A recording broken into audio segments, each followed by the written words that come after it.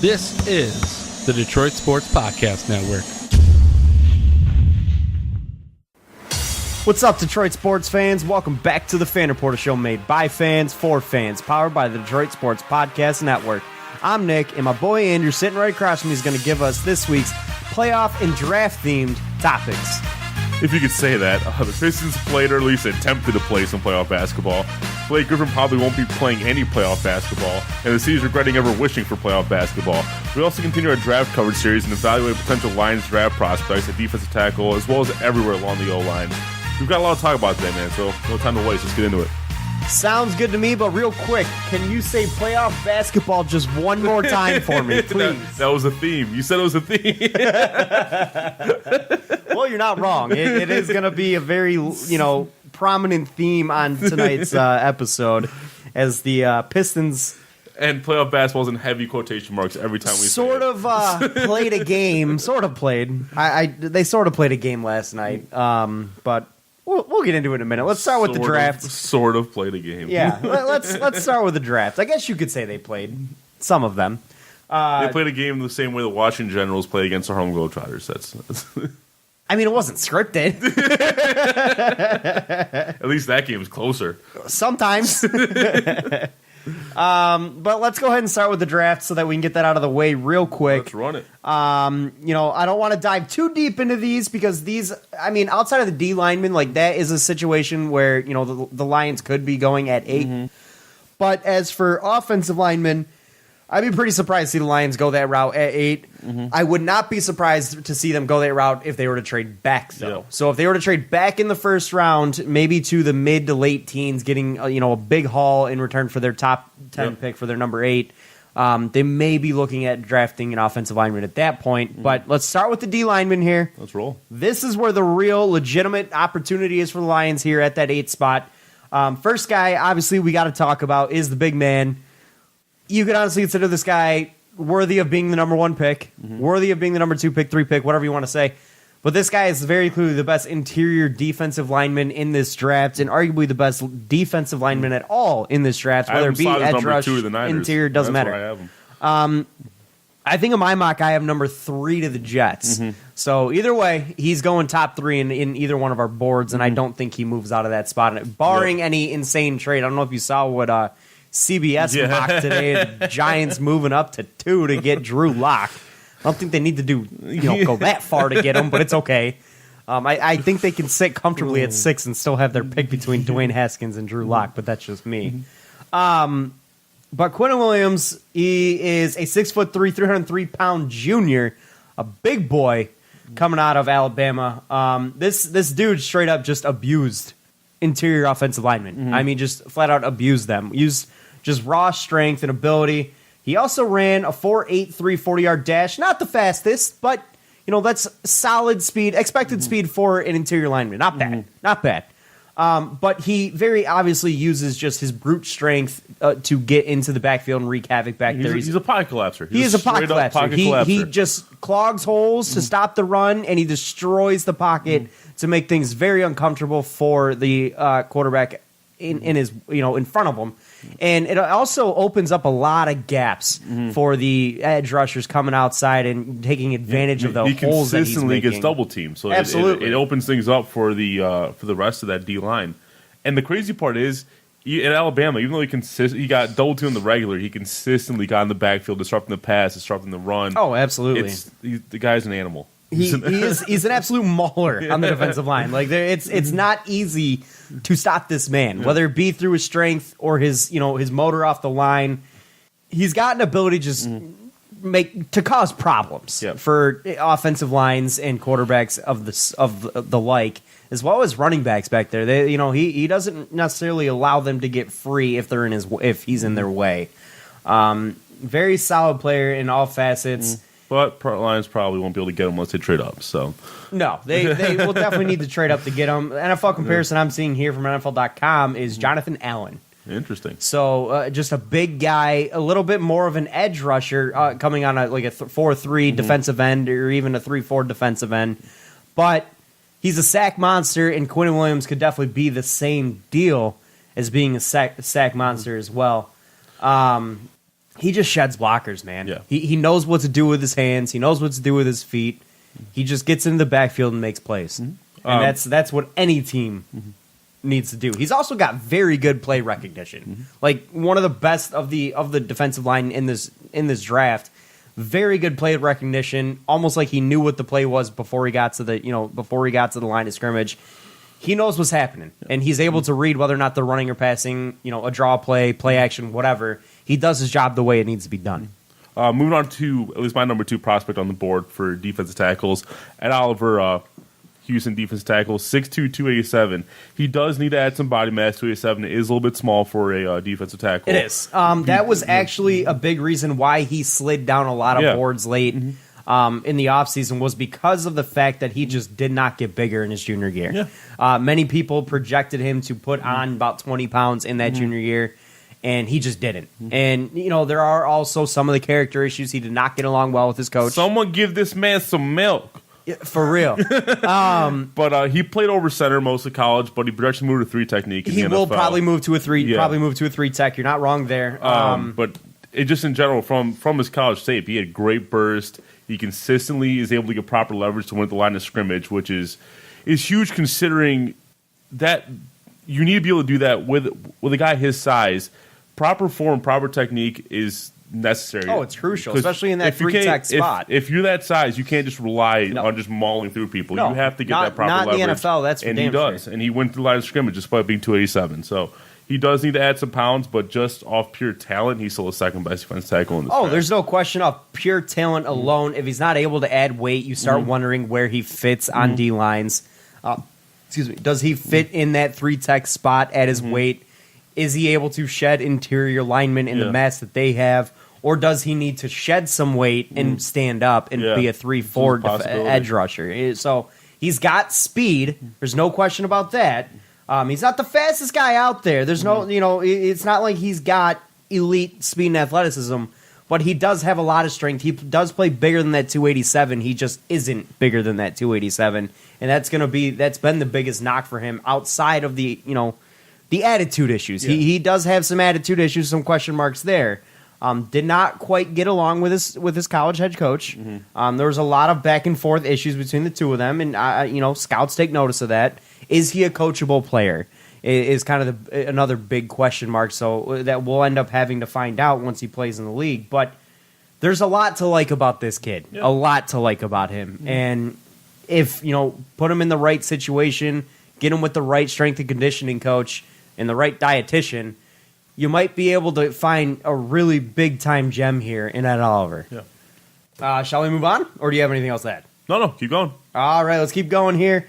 The next draft prospect, and this is one that you'd have to argue the Lions would likely move back if they were looking at. He is a guy who has... Ed Oliver slots in right around where they're picking. This guy is going to be... this guy's going to be towards the mid to back, the mid-teens area. And that's Christian Wilkins, the defensive tackle from Clemson. Yes, sir. Now, this is a big boy. Yep. 6'3", 315. He's not the fastest guy out there. He runs a 5.04 40. But he is just an absolute monster in the middle. He is a guy who can, slide in next to Snacks Harrison in a 4-3 because the Lions do like to play a multiple defense. And you may even be able to put him into a 3 tech spot and potentially. He's not shy of where you can put him, but he does, play that interior defensive line. But he is just a big dude that makes plays. Yeah. Another guy who is just a mauler. He's able to. He had 10 tackles and 35 snaps against Oklahoma in the Orange Bowl. Just in general, in Clemson, his senior year, he had 51 total tackles and 6 sacks. Absolutely. But he doesn't have the greatest athleticism out of these defensive tackles, but he's mastered his use of his hands on the D line, and he can really use that to get past guards and centers. I think he's one of the best in that technique as far as. In terms of the 3 tech spot, which is probably where the Lions would likely use him if they grabbed him, because you're not upending Snacks Harrison from his role there. They can move him inside, but he is comfortable playing that 3 tech spot, and he'd slot in perfectly there for him. Exactly. He's a guy who's got really, really good ability and really good technique. Yeah. He's able to be slippery and get around shed his blockers that way. Which you need if you can't rely on your athleticism, just like Ed Oliver, who can't rely on his size. Right. Christian Wilkins, you can't rely on his athleticism. He needs to have proper form, proper technique to be able to get past it, and he has that in spades. So absolutely, he's got great reaction off the line as well. And one of the biggest things about him, one of the biggest positives for him, and you can ask Dabo Swinney over at Clemson. This man is a locker room leader. He is one of the best leaders in this draft, and the character is just everything a head coach could ask for. Yeah. A true character guy, and you know how the Lions love their character guys. But he's able to rally a locker room behind him, rally a locker room on the field, and get a team going, and just kind of rally his defense to make a play. That's one of the big positives about Christian Wilkins here in this spot. He's got lateral quickness as well. He is able to move side to side, fill the gap where he needs to stop the run. There's a lot of positives with him. He's just not the most athletic, but in that 3-tech spot, not necessarily a huge need because he's got the technique to make up for it. But it is something it is a big reason why he's not in that top 10, draft grade area. Yeah. No, you want a big boy. Take a look at his teammate Dexter Lawrence, 6'4", 342. The man is That's a massive. big boy.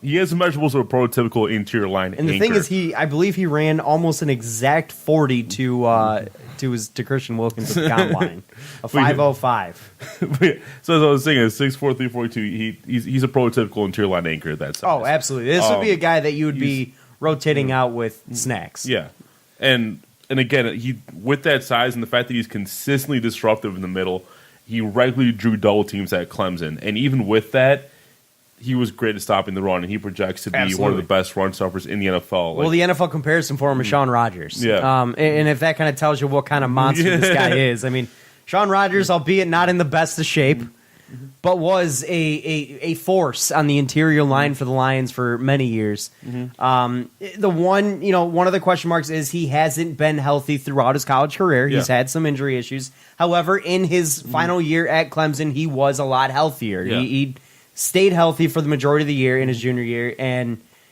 that really helped his draft stock quite a bit because the athletic ability for his size is very much up there. Yeah. Just a big body. Go ahead. For me, I think my actual personal comparison is actually Snacks Harrison because he absolutely, I don't disagree. Same measurables, don't disagree. Same strengths in his game, same weaknesses in his game. It's like, and again, I think this guy can actually, at the very least, can be a super effective run blocker along your D line. Oh, run stopper. Run stopper. Wow. Jesus. No, you're absolutely correct on that. I would just be wondering how the Lions would use him. Yeah. Considering Snacks already is a guy who plugs those holes. Yeah. This isn't really a team need. Yeah, it's not really a fit. But The negatives on him, and some of the reasons he hasn't slid up very much on boards and has honestly even slid down a little bit, is he's not able to really find the edge as a pass rusher. He's able to clog holes like a Snacks Harrison and create havoc in the eat up double teams, create havoc at the line, but he's not able to normally get into the backfield on a consistent basis because he doesn't necessarily have the ability to find the edge around his blockers. He's able to run them over, but he doesn't have those quick finesse moves on the outside. But again, this would be, in my opinion, a luxury pick for the Lions. They have Snacks Harrison. They have interior line. I wouldn't necessarily want them to go this route. Dexter Lawrence is and Dexter Lawrence is already a guy that projects to be at the very back end of this first round. The late teens to late 20s is where I've seen him go the most. Exactly. I don't really project the Lions to move back that far. But if they do, I still don't quite know that Dexter Lawrence would be on their radar at that spot, considering what they already have and the rest of the team needs. If you're taking defense tackle, your two most likely for the Lions are Ed Oliver and Christian Wilkins. Absolutely, because that's where they could fill them into day one spots on the roster. Exactly. Let's move on to the other side of the ball, though. Talk about the offensive line. We got some right tackles, left tackles, some guards, even a center. Yeah. Even though they did draft a center last year, but he does move over. Yeah. He does move over. Did he even play center at all this year? Garrett Bradbury? I think. No, not Garrett Bradbury. Frank Ragnow. We drafted. I think he did in spells when Graham Glasgow was on the sideline. That's it. They drafted him to be. They drafted him to see what the team liked best, what Patricia and the OC and Jim Bob liked best in training camp. Did the line work best with Ragnow at center and Glasgow at the guard position, or vice versa? They obviously liked the experience and the relationship between Glasgow and Stafford a little bit better, so they went with that route. Yeah. And I think the relationship and comfortability between the quarterback and center exchange is a very underrated aspect that most people don't quite understand when it comes to the game of football. It's a very, very important relationship for those guys to have. And if there's not if they're not quite literally on the same wavelength 100% of the time, that's where problems happen. So I wasn't surprised to see Glasgow continue to be the center for that team and would just move Ragnow over to that left guard spot. But now Lions have a big hole at right guard. Yeah. With the loss of TJ Lang due to his retirement. We'll miss him. There's no question.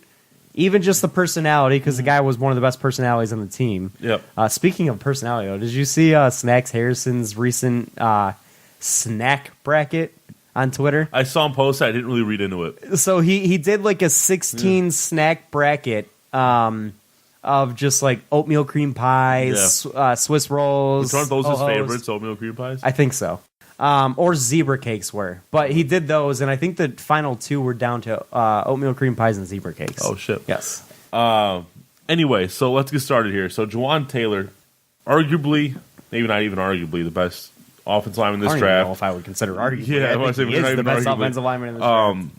Said he slapped in at right tackle, not right guard, but 6'5", 312, and he's an absolute mauler. He at is. Right tackle. Fantastic run blocker. Able to seal the edge for the running back to get outside on the off tackle runs. Yeah, Do I have that right? It basically what happens with him is he's really, really good at sliding out to block the speed rushes along the edge. Yes. But when he does that, like, he kind of loses form and kind of neglects the run almost. And as a tackle, you're more focused on the pass protection anyway. Not the right side though, not the strong side. The left tackle is your pass blocker. That's your blind side. Your left tackle is your pass blocker. Your right tackle is supposed to be your run blocker. That's where you want to run off of. Yeah, but he's really quick to get off because he's got elite agility and he's really quick to use that agility to get out to the edge and block those speed rushers. But the actual full on run side technique right in the middle, that's what he could work on. But other than that, this guy just crushes linebackers. Absolutely. Eats them for breakfast. What I'm reading here does say he does need technique work in the run game. Yeah. But he kind of over pursues the edge rusher a little bit, so he's very much vulnerable to power moves on the inside to get into the backfield as well.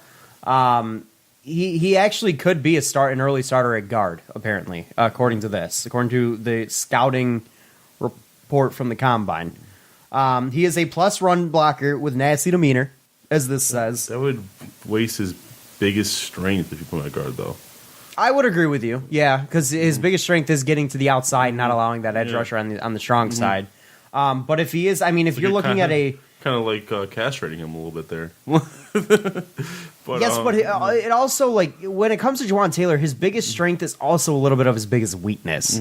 So I feel like if you were to move him inside, you can still utilize a little bit of that strength and hide that weakness a little bit because it doesn't allow him to over pursue because he's got to kind of stay in there and he won't be as vulnerable to gap rushes. Yeah. So he's able to use his overpowering strength to his ability, and it may help his technique or lack thereof just a little bit in the run game because he is a plus run blocker, not a great one, but there are some questions there when it comes to his technique, and he does accelerate a little too much off the line and over pursue. Yeah, but there are some arguments on what you can do with this guy. Whether or not you want to move him in, whether or not you want to keep him outside as a right tackle, it can go either way. Obviously, the Lions wouldn't do that because of the presence of Rick Wagner. Would they be willing to move him inside? That's a different story. Maybe Matt Patricia sees something there that he can move him in, use his strengths to the best of abilities inside, and hide his weaknesses. And what's interesting is this he could be available in Lions pick. Most mocks have him going to Jacksonville pick ahead of us, but we're right around that range of where he's projected to go. So this is an actual possibility for the Lions. I question the fit a little bit, but this is an actual possibility. I for the Lions. do question the fit a little bit. Also, I with the strengths and the weaknesses there. Mm-hmm. Now, you can argue, though, that with Rick Wagner, if I recall, he got beat outside quite a bit last year, didn't he? So you can make the argument that this could be the answer to that. But the one thing I will say that does kind of concern me a little bit is in college at Florida, he wasn't really asked to pull much in the tackle or the guard spot, which, depending on how the Lions want to run their offense, that is kind of an important aspect of a guy, especially if you're going to play him at guard. You really do need your guards to pull quite a bit in an offense that likes to move and run the ball a lot, which Lions UOC loves to run the football. So he is able to do it, but he wasn't asked to do it much at Florida, so you don't know the comfort level of him doing it at in a pro style offense. Go ahead. But what I was going to say is, if the Lions were to draft no lineman, I actually rather than trade back and get this next guy. I think it's a better fit. You know, he's not as good of an overall player as Jawan Taylor. I think Jonah Williams is a better fit out of Alabama, 6'4", 302. He did play both right and left tackle at Alabama, but he could very well play guard. He's actually slotted at the Combine. I think he actually worked out with the guards at the Combine. Did he? Yes. I did not know this. Now, the interesting thing about Jonah Williams is he was an absolute mauler as a left tackle. You could have made the argument that he has the most impressive film of any offensive lineman in this draft. He was just a destroyer along that offensive line on the left and right side for them. But due to his arm length is the reason that he's been being looked at to slide inside. He could probably play either left or right guard. I think I read he was a little bit more comfortable on the left side. I could be wrong there. But dude has impressive strength, and I mean absolutely impressive strength, and he uses that to the best of his abilities. Not only strength, technique, body control. Yes, absolutely. Again, this guy has probably the most impressive film of anybody on the line in this draft. There's no question about it in my mind. Very athletic, very fluid with his movement, good body control. There's not a lot to dislike about Jonah Williams outside of the arm size. If he truly is going to be playing tackle at this level, that's going to be a weakness for him because a lot of very quick exterior or edge rushers are going to be able to, use their length and get around him and athleticism and get around him. Some swing moves that he can't quite reach you at. Some, spin moves he can't quite get a hold of you on. Things like that. Those arms can be a weakness for him. So one other non-physical trait I actually really like about Jonah Williams, he may be the nerdiest draft prospect of any position. Outside of, what was his name? Laken Tomlinson, the neurosurgeon. No, but he actually would prepare for his opponents with massive Excel spreadsheets, charting moves. So he's the next Tom Brady. Charting moves and pass rush wins. So... You know what though? Anybody who's willing to put dedication. Anybody who's willing to put that much work into their craft, more power to them, man. That's how you have success in the big time. That just won me over. That wins me over on him a little more. Absolutely. So, want to the next guy? Yeah, we can go ahead and move on. I'm curious who your third is. Fun fact about Jonah Williams: he's an amateur chef. Oh, there you go. Next guy I would look at is a guy by the name of Andre Dillard out of Washington State. Now, this is a guy that is slated as a tackle. Another big boy, though, 6'5", 315. This dude's got a lot of talent as well. Excuse me. He started for 4 years on some very prolific offenses at Washington State. Very high IQ player. Very good athlete. And he, again, very high IQ, very good athlete. So he kind of has quite a bit going for him there. Yeah. We're in a 4.96 40 at the Combine, which is pretty impressive for his body size. I do want to point out, despite the fact that he was a 4-year starter, which generally bodes well for NFL experience, he does lack experience firing off the ball in the run game because of the scheme that Washington State plays. Yes. So there is that taken into account. Yes. Good arm length on this guy, unlike Jonah Williams. There's questions about if he can flex on his opponents, quote unquote flex as a block finisher. He's a guy unlike who was it? Jawan Taylor. Unlike Jawan Taylor, who does not like to stalemate with his man. This guy's a little bit more comfortable, quote unquote, stalemating with his man. So he benefits a little. He would benefit a little bit more by getting some more leverage with his technique. Getting lower underneath the shelf, the pad shelf of the rusher coming at him. But Dillard he's a pure left tackle. He is definitely a pure left tackle because he rarely gets beat, and actually there are he is being called by some the best pure pass protector in this draft, which I have him slotted to go to the Panthers in my mock, which they definitely need a pass protector over there. So they need a lot of things on that team. They need a lot of things on that team. Cam Newton can't stay on his feet, but that's no surprise. But that does raise the question of one, what's the health like on Taylor Decker? Two, what's Matt Patricia's confidence level in Taylor Decker? I saw him at Lux the other day. He looked fine. So wonderful. I'm talking playing shape. All right, we've seen him miss already almost an entire year with an injury. Granted, he did play, I believe, all 16 last year. But are the Lions coaching staff what level of confidence do they have in Taylor Decker long term? Is he their answer long term at left tackle? If you see the Lions go left tackle early in this draft, probably not too high, if you ask me. I think that'd be kind of a telltale sign. I do believe Taylor Decker's contract probably is coming up fairly soon. Give me just a second here to pull that up. He has... Here we go. This is his last year on his deal. So he has an option year, I think, next year. Yeah, I think he has an option year next year. But this is the last year on his total rookie deal. The cap number rises to almost $11 million next year, where it's only at $2 million this year. So coming towards the end of his contract. So whether or not the Lions choose to re-sign him is where you got to wonder. Do they go with this guy as their long-term left tackle? I don't know. And if they do look at Andre Dillard, because Stafford was sacked 40 times last year. Oh, absolutely. You can argue, making a move for a left tackle here and not having a lot of confidence in Taylor Decker. Taylor Decker didn't have that great of a year last year. He was solid, but with already concerns of health and consistency, they may look elsewhere at that position as their long-term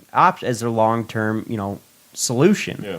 So I personally wouldn't like for them to go that route. If they were going to go O-line, I would prefer someone on the interior or someone who can play interior. But this would definitely answer a lot of future questions on the path of the Lions in terms of the structure of their O-line moving forward. So, but again, not my option here. I would go elsewhere, but this is a guy who, again, is arguably the best pure pass blocker in this draft. Yep. So, another prospect here, Cody Ford out of Oklahoma, 6'4", 329. He has a rare combo of size and athleticism. So to have athleticism at 6'4", 330, basically, it's impressive. He does slot in at interior. Yeah, he can play both. He can play guard or tackle. However, he is considered a very raw talent, which makes him your typical high risk, high reward type prospect. But he also was abused by Alabama's D-line. Yeah. he didn't look too good there. But because of how raw he is, like you said, he is best. You could argue he's best used in the interior because he can just use his size and athleticism to become a plus run blocker relatively quickly. He doesn't have to worry about protecting the edge and all that, or protecting the quarterback, sealing off the blind spot. So again, Cody Ford is, I think, he's a risk, but there's some safe plays you can make with him, to sum it up. There are. One of the things that I like about this guy, and I love it when it comes to interior linemen, is he plays with plenty of nasty. I love nasty linemen. Yeah. It just looks good on film. Looks good on film. Again, like you mentioned, he is a raw talent. He gets a little panicky in certain situations with his footwork. Something that's definitely going to need to be worked on. I'm not entirely sure if he's a year one starter. Yeah. Obviously, if the Lions were to take him, they would probably have to start him early, or at least put him in a rotation where he's getting a lot of reps there, just because of how raw he is. The talent is there, but the question marks are also there as well in terms of what he's actually capable of doing at the pro level. Move on to the next guy. Next and final, I would say. Okay. Two more. Two more? Well, We can let do me two throw more. this one in real quick. Yeah. Not really someone I would totally look at the Lions grabbing unless they moved well back in this draft, but it's Greg Little, the tackle from Mississippi. Okay. This dude's pretty big, got very tall. He's able to, disrupt the view of a lot of pass rushers to have some play recognition. He's 6'5", 310 pounds. Very good arm length as well, 35 and a quarter inches there. Football runs in this man's blood. His father was a player. He's got very athletic abilities, but due to the athletic ability, he's able to be utilized in multiple schemes, and that's something that a lot of coaches nowadays like to have those chess pieces on both sides of the football. Because a lot of people ignore the fact that some guys just straight up do not work in some schemes offensively. He has the ability to adjust blocks to moving linebackers. He's able to do quite a bit. A lot of the issues, though, he lacks a lot of power when it comes to down blocking. He needs to work on his core power and upper body development. Yeah, there's a lot of technique there. issues Yes, there. a lot of technique issues there as well. The hand strength isn't quite there. He leaves his feet behind when he gets contact instead of using it as leverage, keeping his feet underneath him. He just needs there's a lot of technique issues that would create some problems for a player like him at the pro level.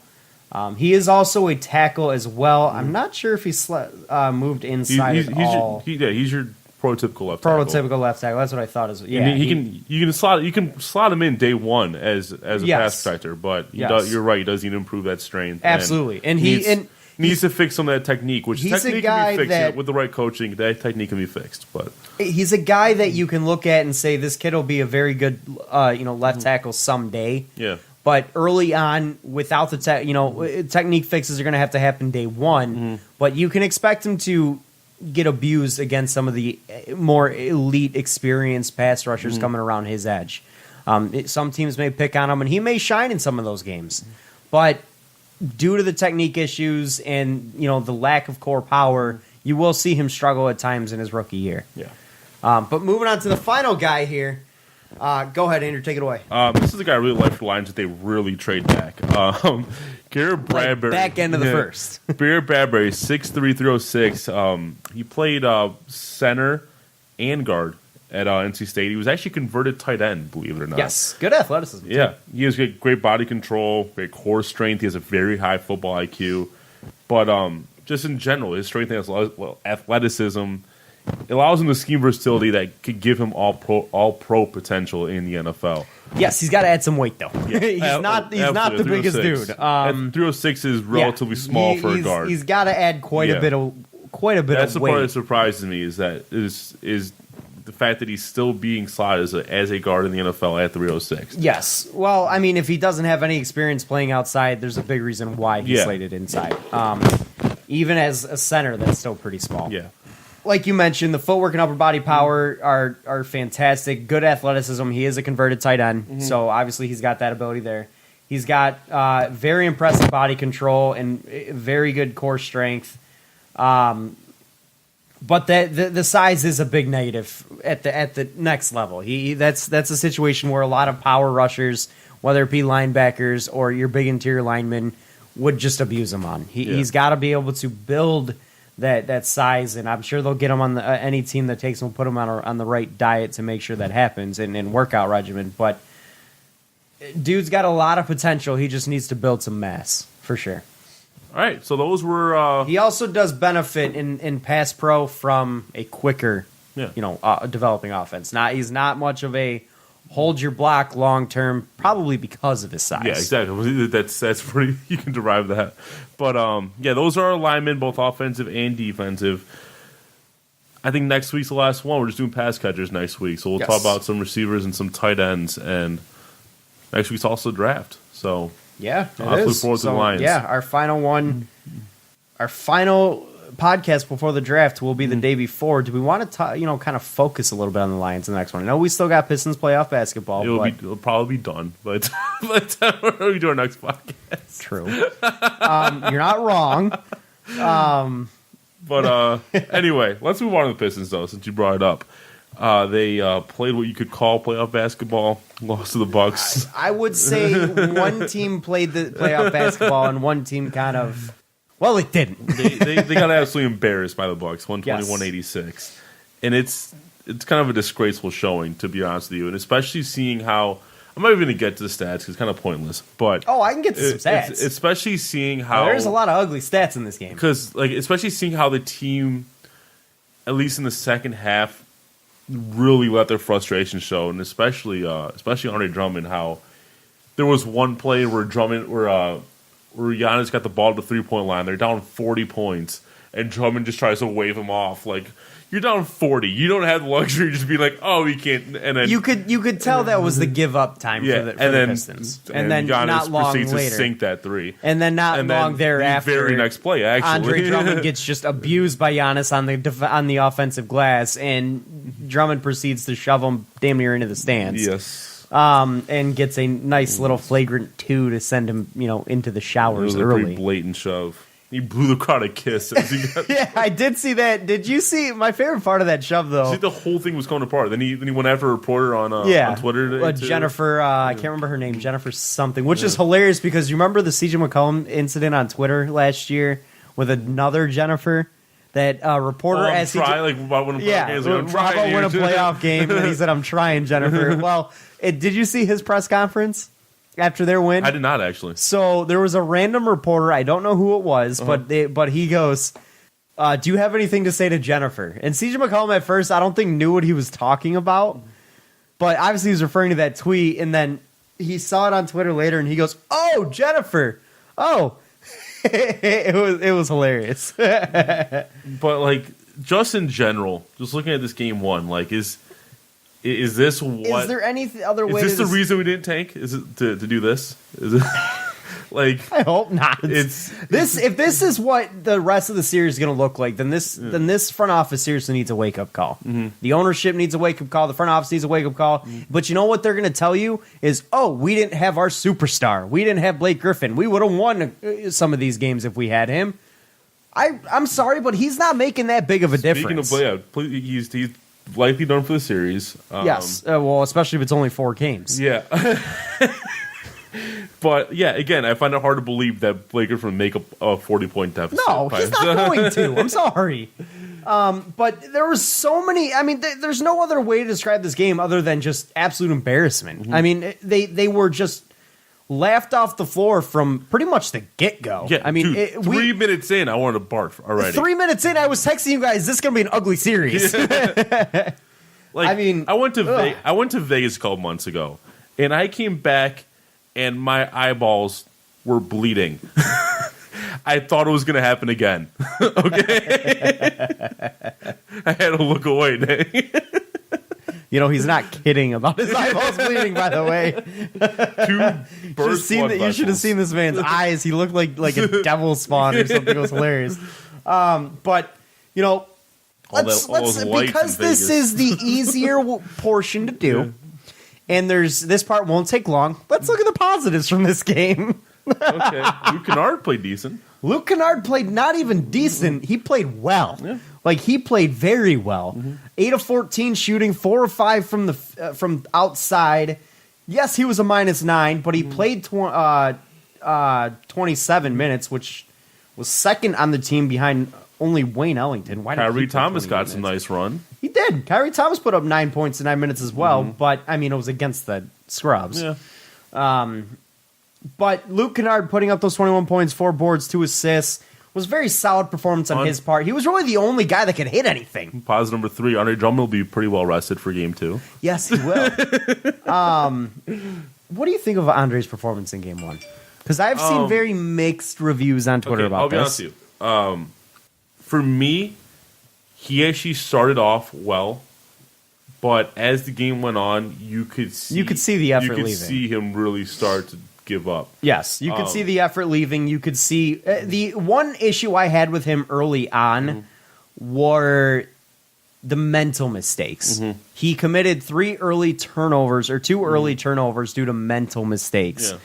Yeah. Bad passing out of the post, and he did make a couple of nice plays off of some, reverse screen and rolls and things like that, but he did make mistakes with the ball in his hands as well, committing some turnovers. I think he committed an offensive foul for one of those 3 turnovers as well. He actually led the team in turnovers, which you don't want to see your center do. Yeah. Now, my problem with Andre Drummond's game, now, I do not think Dre played well. I've been a big fan of Andre Drummond this season. Granted, I did say I wanted him to be traded at the deadline. He did set a record for plus minus in the playoffs, so yeah, and not a good record. Not a good. He was a minus 45, and there was a reason why. And it's not like he played the most minutes on the team either. But second most, third most actually, behind Ellington and Kennard. Kennard played 27. Ellington played 28. But there were some positives to his game. When he did get the ball inside, he did make some things happen. Okay. He did make some things happen. I don't think he warranted, the play was warranted enough to do, to really give him the basketball more. Yes, he drew a few fouls. You got to make when you draw fouls, you do got to make a free throws. He did it at 4 or 6, which isn't bad. It's not bad. It's good for him, especially. But he also shot 4 of 9 from inside. And for a guy shooting with inside 5 feet, that's inexcusable.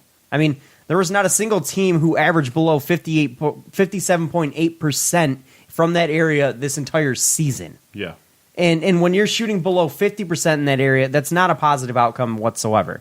I get you were, trying to make things happen. I get there's physical play down low, but you were the biggest, strongest man on the floor that night. You need to show it and finish strong. There was just a lot of mental lapses, a lot of I didn't see Drummond fighting as much as we did, for so many weeks this season, and it was kind of like discouraging. It looked like he kind of mentally checked out on certain plays early. Not even just late, but early. It seemed like he kind of gave up on some balls. Decided to go for a little more of a finesse move as opposed to just going up strong and using his brute force to body the hell out of Brook Lopez, who we know is not the best interior defender. So I felt like this was an opportunity for Andre Drummond to really utilize his strength and athleticism and just abuse the interior, and he didn't. Yeah. And that was a big disappointment for me because he is going to have to be the X factor for this team moving forward in the series. He has to be. Without Blake Griffin, he has to be the guy. Yeah. Especially inside because nobody else in this team is going to be able to put up the numbers inside against the Bucks that he's capable of doing. He's got to be the guy that's putting up 20-20 games throughout this series to be able to even have a shot at winning a game. Yeah. And I needed more out of Thon Maker, too. I mean, Thon Maker was terrible. He was terrible offensively. He did his best against Giannis. He's not exactly an easy man to guard, but he's impossible to guard, my friend. He is impossible. The one positive I will say about Drummond had the right technique. Just shove him. Yeah, just shove him. Drummond actually was all right defensively on Giannis when he was his primary defender. He was all right. I'll give him some credit for that. He did get beat a time or two. There weren't that many possessions, but he did get beat sometime. But who isn't going to get beat by Giannis? Every now and then. But for the most part, I would say of the players who defended Giannis Antetokounmpo that night or last night, Andre Drummond probably did the best out of all of them. Now, again, not saying much because nobody else did anything good against him. Nobody. Thon Maker, in all honesty, was just absolutely terrible in this game. There was the Bucks had a very obvious scouting report on the offense side of the floor when it came to Thon Maker, which was if you see him on the around the perimeter, walk away. He ain't going to hit it. And guess what? There was a good reason to do that. He went 0 for 6 from outside, could not hit anything. And it's not like he was taking contested threes.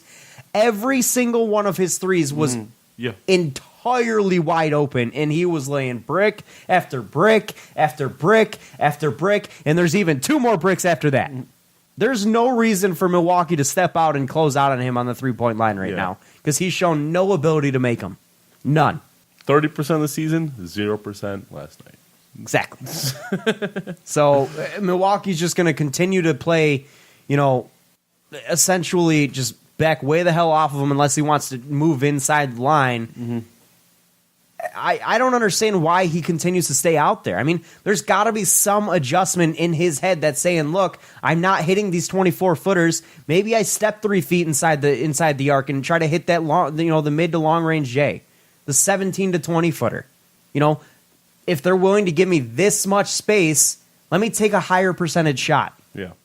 I don't know what's going through his head that he's not seeing that, because it's not like the room wasn't there. Literally, when he was on the perimeter, his man was in the paint. So he's got to recognize that, hey, I can take a dribble or two and shoot and, pull up from there. It's a higher percentage shot. I'm not making this outside shot. And Dwayne Casey's got to get in his head about that too. There is some culpability on his part. Now, I'm not saying that any, adjustment by him would have changed anything of the outcome of this game. It was a foregone conclusion from the get-go. True. Very true. However, I would have liked to see at least some adjustment in some life. The 2-3 zone very obviously did not work. Yeah. It was an embarrassment. 2-3 zone was cute. I'll give him that. Honorable effort. But It was cute. It was very cute. To see, Dre in the middle, moving side to side, and you have Luke Kennard or whoever going out and guarding the perimeter, and then they just shoot a three right over you because you got a guard going up against the man who's 6'10", shooting a three ball. The Pistons could do nothing defensively to stop this team. Nothing. Whether it was Giannis driving the lane at 100 miles an hour, dunking from the free throw line. Did you see that, by the way? He took one dribble from the opposite free throw line, took 3 steps. It was 3. Took 3 steps and dunked from the free throw line. How? What? How do you go the length of a floor with one dribble? When you are like half the court. I mean, yes. I mean, his hands are the size of the basket. But that just means the man ran 3/4 of the length of the He's floor. a gazelle. What can I say? He ran 3/4 of the length of the floor in 5 steps. How? That's ridiculous. Anyways. It's bad. And then now we're not going to have Blake Griffin likely for the series. You know who actually moderately impressed me a little bit in this game? And it's someone whose name I literally have not even mentioned once this year. Glenn Robinson III. Oh, I've mentioned his name, but not in a good way. No, and it's not like, I'm not saying he played well. Yeah. But there were some possessions defensively and offensively that I said, okay, against the Bucks, this guy can work a little bit. He may be one of our better options on the wing. Wayne Ellington does not have the length or athleticism to guard anybody out there. Chris Middleton abused them. Giannis abused them. I mean, they're... I'm not saying exactly defender, though. That's the thing. No, but he was better than Wayne Ellington. And, again, not saying much at all. But I would like to see a little bit more minutes for Glenn Robinson in the next game. Yeah. Now, when your team is shooting like 12% from outside, you're never going to win a basketball game. There's no question. Your shooters got to shoot, and they got to hit their shots. I mean, Thon Maker, 0 for 6 from outside. Wayne Ellington, 1 for 4 from outside, 2 of 10 from the field. 2 of 6 from outside for Langston Galloway, and I believe both of those were in garbage time. Yeah. It was not a good shooting night for this team whatsoever. And a lot of the credit does go to the Bucks with not only their effort level to close out on the shooters, but also the scouting report on knowing which guys to actually put the effort in to close out on. So now, again, Blake Griffin, likely done for this series. Does this surprise you at all? Did the news catch you off guard when it dropped? It did, but it didn't. I knew this knee thing wasn't, just to take a week off and you're good to go. I knew that. Yeah, I expect him. I'll be honest. I expect him to play, but at like 50%. Yeah, I expect to see him play at like 60-70%, but not. We were never going to see 100% Blake Griffin in this series. Yeah, I am kind of surprised to see him not put a little more urgency in getting back in the lineup. He said if it was his decision, he would be playing. Yeah, they all say that. He said like it's more complicated than just pain, is what he said. They all say that though. Dwayne Casey all said he couldn't hurt it any worse by playing. So what did he? Yes. No, like did he? Did he hurt it worse by playing? I don't know. What's happening here? I don't know, but I don't understand how it's more complicated than that when you got your coach saying one thing and you're saying the other. But he has to say that. If it were up to me, I'd rather be out there. Obviously, he's going to say that. Everybody would. They're competitors, but at the same time, I'm fairly surprised to see him not put a little more urgency in to get back in the game. I mean, this is playoff basketball. Blake Griffin 5 years ago would not have let this happen. He'd have played. Blake Griffin with Lob City, or not Lob, Lob City would have played. You think so? Yes, I do. In the playoff basketball, I can't give any knock on Blake Griffin's competitive streak that he's had this year. He's really I can't either. But I do think there's a little bit of a deflating feeling watching your team get abused the way it did, and knowing that you going in there, this ain't going to help you at all. legacy, anything wise. This ain't going to help your reputation whatsoever as a player to join this roster and get abused just as much. I'll tell you right now, Blake Griffin doesn't turn that 40-point game into a 5-point game. Blake Griffin turns that 40-point game into maybe a 28-point game. No, I agree. That's exactly what the NBA and TNT crews that Well, do. no, Chuck said, because when the Pistons were down by 28 at the half or something like that, 26 at the half? Maybe they'll be down by 22. Yeah. That was the most embarrassing part of this game for me. Not the fact that they were down by 40 in the third quarter. It was the TNT crew straight up clowning on the Pistons. And they said, what do you call it, deer in the headlights, the Detroit Pistons? I'm like, you guys. Yeah. Straight clowning on the Pistons during the halftime show. That's rough. Like, that straight up tells you that this team doesn't belong here. I was like, guys, I didn't ask to be here. I wanted a top 10 pick. But that tells you that this team doesn't belong here, and especially doesn't belong here without Blake, man. Especially doesn't. Well, that team without Blake lost to the Charlotte Hornets. They almost lost them. The Grizzlies. Well, the D League Memphis Grizzlies. I think they're the Memphis Hustle. that team was not good without Blake during the season. I don't know what they expect to look like going against playoff caliber no, I don't think they expected much here. I don't think you really can. But I do think that they hope to have Blake Griffin in this by now. At this point. Granted, can you ever really count on Blake Griffin late in a season? You never have been able to. That's true. But regardless, they had Blake Griffin to get them here, and they don't have him right now. So there is, a little bit of an obvious letdown there. It's just very frustrating to watch this team, be so stuck in this. I mean, like I mentioned last show, like it might have been the show before, but we've gotten the best season Blake Griffin has ever had. We've gotten the most out of him. This is also the best season Andre Drummond has ever had as a complete player. Yeah, this is like your peak. We had Luke Kennard make a massive step up in his level of play. Reggie Jackson played all 82 games for the first time. Ish Smith was healthy for the majority of the season. I mean, this was your peak performance opportunity with this team, and it got us an 8 seed, and by the looks of it, a quick exit in the playoffs.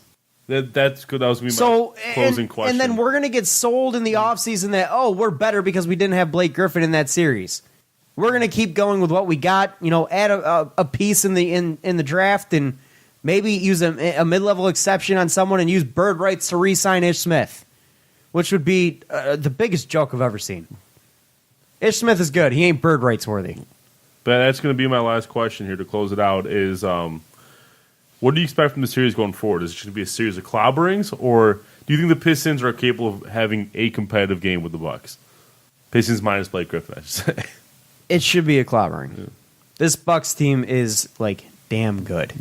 And there's a lot of the teams in the Pistons range would very much struggle against this Bucks team just as much. Yeah, I don't think the Hornets would have much of a better showing. The crowd can infuse enough energy to at least make it a decent game. But I hope the Pistons lose by less than 15, less than 40 on their home floor, less than 15 on their home floor. Yeah. If they lose by less than 10, I may they better not get embarrassed like this in Game 3 or Game 4. Is what I'm saying. That would be very much a letdown. I fully expect it again in Game 2. But. And hopefully a major wake-up call to this front office because what they have now just isn't working. Yes, it is a step forward with some of your young guys. But I'll tell you right now, Reggie Jackson is not your future. Blake Griffin is getting to a point where his body's going to deteriorate. Can you argue that he is part of your future? Dude's 30, and he plays like he's 33. Is he a very smart player? Yes, but he's also injury prone and isn't the high flyer he used to be. Thon Maker's not your future. Luke Kennard is a part of your future, but he's not a cornerstone piece. The only guy you can argue having the ability to be a major part of your future, and by that I mean a cornerstone piece, it's Andre. It's Drummond. That's it. And that's even a polarizing figure in this city. Yeah.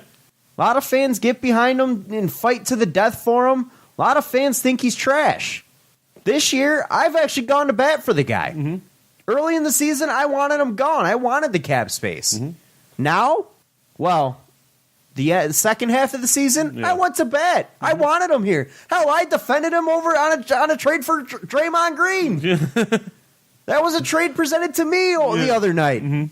Would you trade Andre Drummond for Draymond Green straight up? I said no, I wouldn't. And I gave reasons why. Yeah. Ones that had to do with Andre Drummond, ones that had to do with Draymond Green. I still right now would not make that trade, even after what I saw last night. But I'm starting to lean on this just ain't working. Yeah. I'm more than starting to lean on it. I'm like firmly 2 feet in the platform. Anyway, on that note, that'll do it for us on this pod. Thank you for listening. Be sure to follow us on Twitter at Real Fan Report. How disappointing was it to see all 4 former Pistons win their games? Their game ones. Aaron Baines, you want the best Spencer part? Dinwiddie, You wanna know the best Chris part? Middleton. All the former Pistons that are playing in game ones outscored our current Pistons. In total. I know. Did you see Aaron Baines on the bench the other night or last night, by the way? But again, be sure to follow us on Twitter at Real Fan Report. We also go live every Monday and Thursday at 8 p.m. Eastern with a live show that can be found on twitch.tv/Fan Report. The Fan Report. Yeah, /the Fan Report. But again, thank you for tuning in. We will be back with you guys. If you guys are going to be at Game 4, let us know. Hit us up on Twitter. Let us know. We'd be glad to meet up with you guys. We'll be there. We'll be there at Game 4. But again, guys, thank you for listening. We will catch you guys next week, possibly after the playoff series is over. But to round up draft talk before the final playoff series is over. We'll round up playoff talk for the Pistons and round up draft talk for the Lions as well. Yeah. So before we move on into, I don't know. But anyways, guys, thank you for listening. We'll catch you next week. Have a good one. Peace out.